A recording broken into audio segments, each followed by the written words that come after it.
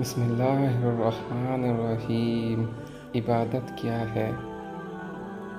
عبادت حکم دینے والے رب کی تعظیم اختیار کرتے ہوئے اللہ کی جانب سے بندوں پر لازم کردہ فعل کو ادا کرنے کا نام ہے۔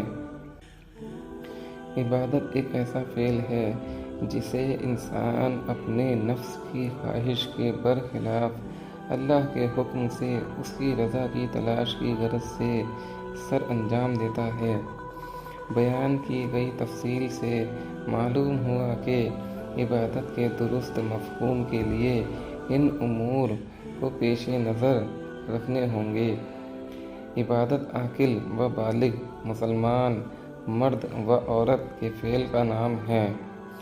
مجنون، نابالغ اور کافر کا فعل شرعاً عبادت نہیں۔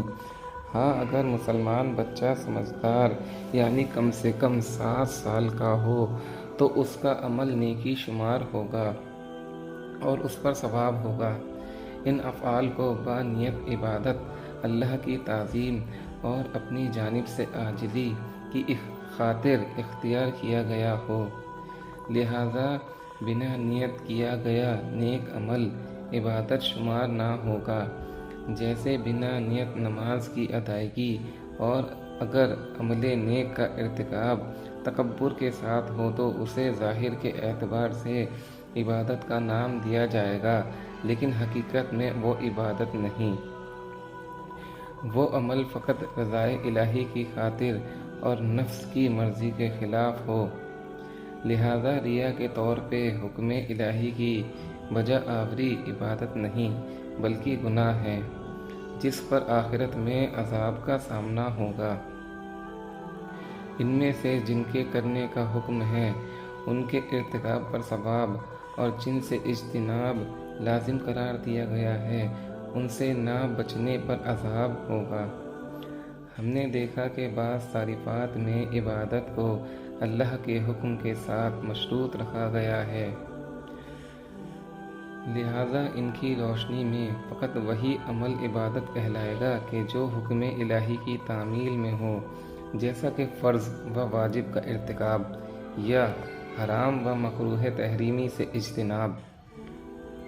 جبکہ جہاں حکم الہی کی قید مذکور نہیں، اس کے مطابق مستحب و نفل کو بھی عبادت میں شمار کیا جائے گا۔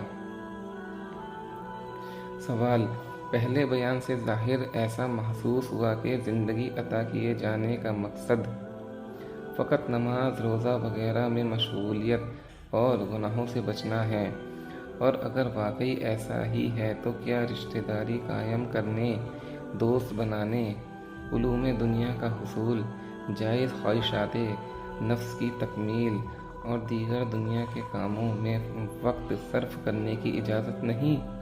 کیا یہ تمام امور ناجائز و ممنوع ہیں؟ جواب: ہاں میں ہونے کی صورت میں تو زندگی بے حد تنگ ہو جائے گی، اور دور حاضر میں ہر مسلمان یہ شدت و سختی برداشت کر سکتا ہے؟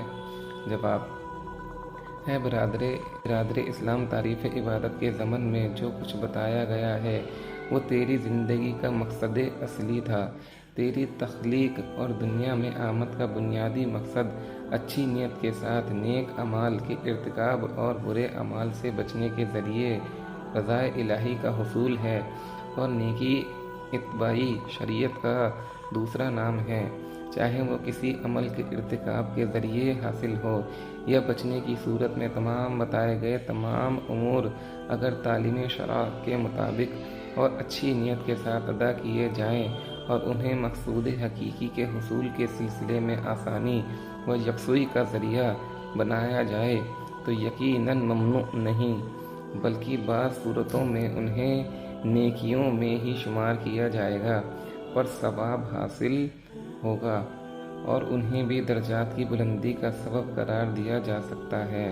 ضروری یہ ہے ہر شخص قرآن و حدیث کی روشنی میں جانے کہ ان تمام امور کو شریعت کے مطابق سر انجام دینے کا کیا طریقہ ہے۔